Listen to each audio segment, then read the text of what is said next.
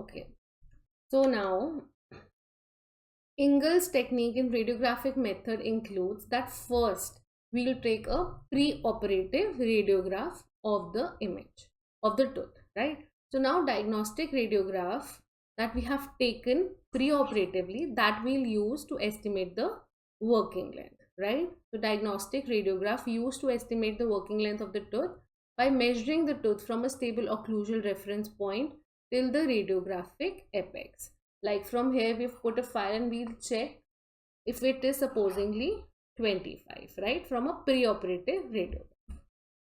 Now what we'll do, because it is what we have measured from the radiograph, right? So we will subtract 1 mm. Why? Because the minor constriction is always short of the anatomic apex, one thing, and the second thing is because radiographic image have some distortion, right? So to compensate for that radiographic image distortion, for these two reasons we will subtract 1 mm. That is, if we measure 25, now we will take it as 24 mm. Now we'll take it as 24 mm, right? So now this measurement is now transferred to a diagnostic instrument with a silicon stop. So we'll now apply the silicon stop till 24 mm, right, which is then placed into the root canal. Now we have put it through the excess opening into the canal, and now we'll shoot another radiograph, right? So after shooting this radiograph, what happens? Now we'll measure the difference between the end of the instrument and the radiographic apex of the root. This means that we'll measure this distance, right? The distance between the end of the instrument where our instrument is ending, as well as to the radiographic apex of the root. Now there can be three possibilities. One is that our instrument tip is just 0.5 to 1 mm short of the radiographic apex. This means that if we see on a radiograph, and if this is the tip radiographic apex, then our instrument is this, right? If this is our radiographic apex and whatever, this is the canal, but our tip is 0.5 to 1 mm short. This means that we have established the working length. But the other two scenarios, what can happen is, if it is short, so if this is the radiographic apex and if our tip is ending somewhere over here, right? If our tip of the instrument is ending over here, this means that it is 2 to 3 mm short at least, right? So what we'll do, if we have put this as 24, then we will increase to 26 or 25 and we'll put it inside, and then again we'll take a radiograph till we get a satisfactory working length, right? What is the third scenario? If this is the radiographic apex and our tip extends till here, this is the tip of the instrument. This means that we have gone beyond at least 1 mm. So we will now decrease the length. If here it is 25, then what we'll do, we have to be over here, right? So we will subtract 2 mm, right? Accordingly we'll see how much do we need to subtract. If I think that it is 2 mm, then what I'll do, from this 24 I will subtract 2 and make it 22 and then take a radiograph, right? So we have to again retake the working length by adjusting the file. Got it? So these can be the three possibilities. How our working length would be established? It should be at least 0.5 to 1 mm short of the radiographic apex, right? See this, as this is beyond. Now what we'll do, we will subtract it. We'll just move out our instrument a little bit and then again take the working length, and this is the correct working length. As you can see, this is the radiographic apex and here is the tip. So it is 0.5 mm short, right? This is the tip and this is the radiographic apex. So here you can see this much distance. This is 0.5 to 1 mm short of the radiographic apex. So this is when our working length would be established, right? Now this is another thing. Sometimes for the molars, when there is multi-rooted teeth, what happens when we take a radiograph, and there are two canals supposedly here, and these files we can see they are merging. We are not able to make out that where the other instrument is ending. Then what we'll do, we'll change the angle of the tube a little bit, right? We can move the angle of the X-ray tube either to the mesial direction or either to the distal direction, and then we can get the we can see radiographically where both the files are ending, right? And this method is known as Slob technique. This is known as Slob technique, which means same side lingual, opposite side buccal, which means that if you are shifting the tube to this to one direction, and at the same direction your file is also shifting, so that canal is lingually, and if it is shifting to the opposite side, this means that it is the buccal one. Okay, so this is known as Slob technique. Okay, now coming to Wien's modification. What does Wien's modification means? That we can adjust more to the Ingalls method. If there is no resorption, then we need to subtract 1 mm like this from the radiographic, right? Now if there is a periapical bone resorption, here you can see that there is some, here it is perfectly fine. There's no resorption of the bone, neither of the tooth. So here we can see that there is a little bit of periapical bone resorption. So now instead of 1 mm, we'll subtract 1.5 mm. And if there is periapical bone resorption as well as the root apex resorption, then we will subtract 2 mm. Okay. So now comes the Grossman method, or the mathematical method of the working length determination. As it is a mathematical formula, it is not a reliable one, right? And what is the formula? It's actual length of the tooth upon actual length of the instrument. So over this side it is actual length and actual length. Over this side it is apparent length and apparent length of what? Of the tooth and the instrument. And this is of the tooth in radiograph and of the instrument in the radiograph.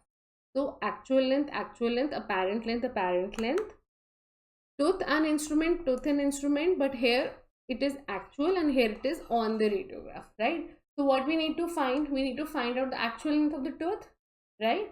So this equation goes up here, normal maths, right? So actual length of the tooth is equals to apparent length of the tooth in apparent length of the tooth in radiograph into actual length of the instrument, right? Upon apparent length of the instrument in radiograph, right? But this is not a preferred method as we have seen clinically, right? Now comes the non-radiographic methods. There are 3 non-radiographic methods, and they are usually not preferred but are the supplementary methods, right? So they are digital tactile sense, periodontal sensitivity test, and paper point measurement methods. Now starting with the first, digital tactile sense. Now digital tactile is one which is felt by the clinician, and it comes with experience. So now the clinician may see an increase in resistance as file reaches the apical 2 to 3 mm. So it the clinician feels a tactile, the clinician feels a resistance when the file reaches to apical 2 to 3 mm. But it is not always that the clinician will feel resistance in apical 2 to 3 mm only. The clinician can feel resistance even much before if there is a very narrow, tortuous canal or a calcified canal, right? So in such cases, we will not be able to obtain a proper working length, but it has some advantages, is that we do not require radiograph, and obviously the time would be less. So it is time saving and no radiation exposure. Whereas disadvantages are that it does not always provide with accurate reading, as I told you. So whenever there are narrow canals, so one may feel increased resistance as the file approaches the apical 2 to 3 mm. If it's a calcified canal, then the clinician will definitely feel resistance much more earlier than apical 2 to 3 mm, right? And if it's an immature apex, that means that if it is an open apex, the apex is not closed, right? Then the clinician will not feel any resistance. This means that the instrument will go beyond periapically, right? So in both the cases, we won't be able to get the accurate working length, right? So that's why it is not a preferred method, but yes, a supplementary method. Another method is periodontal sensitivity test. Now this test depends on how the patient responds to pain. So generally the patient twinges his or her eyes when the patient feels pain, right? And when the patient will feel pain, when our instrument has gone beyond the apex, that is into the periodontium, right? So when the instrument has gone beyond the apex, that is into the PDL, right? And how will the patient react? Patient will respond to pain. He or she can twinge the eye or give some facial expressions, right? So what happens in this periodontal sensitivity test? See, if there's a narrow canal, then instrument may feel increased resistance, right? If the file approaches the apical 2 to 3 mm, whereas in immature apex, the instrument will go beyond. And if it's a necrotic pulp, necrotic means a non-vital pulp, the patient will not feel any pain.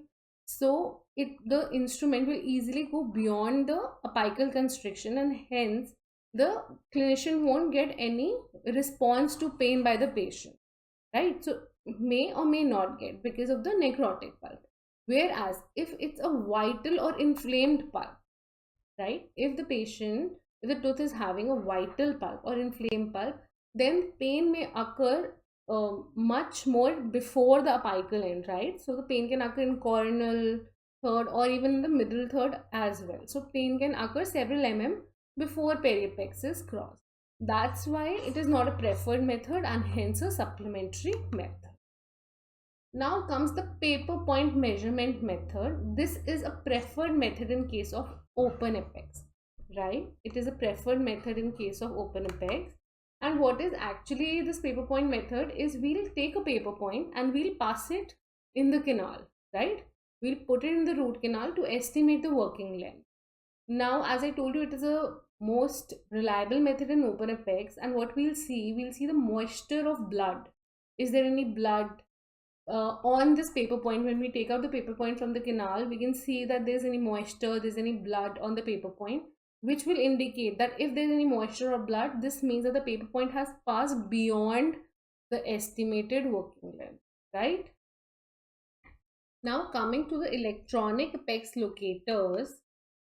What are electronic apex locators? They are the most optimal and accurate methods to establish the root canal working length. So see, ideally we should obtain a working length by two methods, which is one is radiographically and other is electronic, and with the help of electronic apex locators, right? So ideally these two methods should be done, but recently electronic apex locators are most commonly used, as there is one big advantage that we do not need any radiograph, right? And is also a very accurate one. So now what is the concept? The working length is determined by comparing the electrical impedance of the periodontal membrane with that of the oral mucosa, both of which should be similar at 6.5 kilo ohms. So what are they saying? They're saying that we need to compare the electrical impedance of two things, which is a periodontal membrane and another thing is the oral mucosa, right? So now this is done with the help of electronic apex locator cord that has two ends. This is the electronic apex locators. Now here there is one end and here there is the another end. So now one end is termed a lip hook. So this lip hook is attached to the lip, to the oral mucosa of the patient, right? So that is in contact with the oral mucosa, while the other end is the file holder. Here there is a latch onto which you can hold this file. That is a probe which is attached to the endodontic instrument. If you see this is the electronic apex locator. One cord contains the lip hook, whereas other has a latch onto which the endodontic file is attached, And what we will do, we will compare the electrical impedance of two things, periodontal membrane as well as the oral mucosa. So the attached file is slowly inserted into the root canal. So the file that we have to put into the root canal, we attach it to the one end of the cord, right, up to the estimated working length. And when the endodontic file touches the soft tissues of the periodontal membrane, the electrical resistance gauges for both oral mucosa and the periodontal ligament would have similar readings. By measuring the depth of the insertion of the endodontic file, now we'll take out and we'll measure till what length it is going. That is the exact working length of the root canal.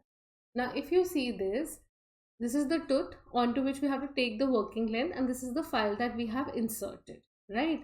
So this is the file inserted. This is touches soft tissue at the apex. So whenever it goes, when it touches the soft tissue at the apex, we'll get a reading, right? When this file would be attached to a latch of the other cord of, so there is a latch connected to the other cord of the electronic apex locator. Here there's a cord onto which the file is attached, and then we'll get, when this file touches the soft tissue, we'll get a reading when the electrical resistance gauges get similar readings, that is of the periodontal mucosa as well as the oral mucosa, right? And this lip hook is attached to the oral mucosa of the patient. Let me show you how does this look, the electronic apex locator looks like. See this. This is the apex locator. This is its one cord which has two ends. Can you see this hook? This is the lip hook. So this will attach to the oral mucosa of the patient. We'll insert this, we'll put it onto the lip, right? That's why it is known as a lip hook. And here you can see this. So this part has a latch, right, onto which the file will be engaged. And then when we put the file inside the canal, here the readings come. So when the reading come over here, you can see this line. This line means that now we have reached the optimal working length.